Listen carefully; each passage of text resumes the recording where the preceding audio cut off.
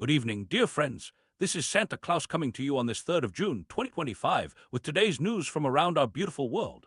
How remarkable to think that on this very day in 1839, Chinese Viceroy Lin Zexu destroyed over 1 million kilograms of opium from British merchants, an act that would lead to the First Opium War. History often reminds us how actions, even well-intentioned ones, can lead to unexpected consequences. The global economy faces challenges today as the OECD warns that President Trump's tariff policies are slowing growth worldwide. The organization has reduced its global growth forecast to 2.9% this year, with American growth expected to drop to 1.6%. My heart grows heavy when I think about how these trade tensions affect everyday families and workers. As the OECD's chief economist noted, lower growth and less trade will hit incomes and slow job growth. In these difficult times, I encourage all to remember the importance of cooperation and goodwill among nations. Meanwhile, there is a small glimmer of good news in America's job market, where openings unexpectedly rose in April to 7.39 million, with hiring picking up in sectors like healthcare and professional services. This reminds me that even in challenging times, there are signs of resilience that give us hope. Nevertheless, the Federal Reserve anticipates the labor market may weaken in the coming months under the weight of new tariffs.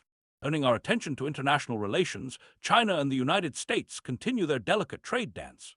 Vice Premier He Lifeng, China's negotiator, has made it clear that Beijing's approach will differ from previous engagements with the Trump administration. Though a 90-day truce was agreed upon in Geneva, tensions remain high as both sides accuse each other of not fulfilling their commitments. Oh, how I wish for the spirit of genuine cooperation to prevail. In Ukraine, the conflict continues to bring suffering to innocent people. Ukrainian forces recently conducted a complex drone operation against Russian air bases, with satellite imagery confirming damage to several strategic bombers at a base in Siberia. My heart aches for all those affected by this ongoing war. At the same time, around 700,000 people in Russian-held parts of southern Ukraine are without power following Ukrainian strikes on electricity substations. Meanwhile, Ukraine claims to have targeted the Crimean Bridge with underwater explosives. I pray daily for peace to return to this region, where too many have suffered for far too long. NATO is asking its European members to increase their ground-based air defense capabilities fivefold in response to security concerns. Defense ministers are meeting in Brussels to discuss this and prepare for the upcoming summit in The Hague later this month. I cannot help but wish that our world's resources could be directed toward building bridges of understanding rather than preparing for conflict. In Nigeria, my heart breaks at the news of devastating floods that have claimed more than 200 lives, with another 500 people still missing in the town of Makwa. These floods, described as the worst in 60 years, have caused tremendous suffering.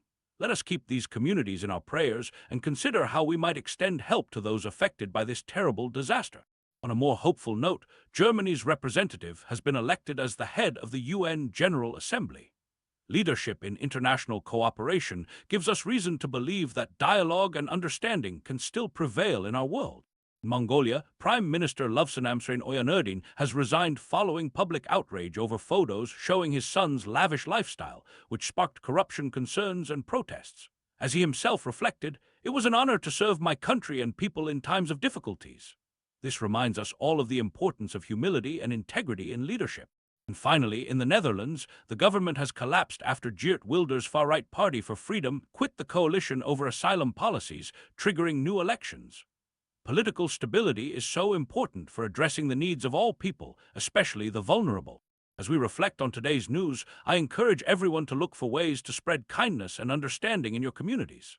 In these challenging times, the greatest gift we can give is compassion toward one another.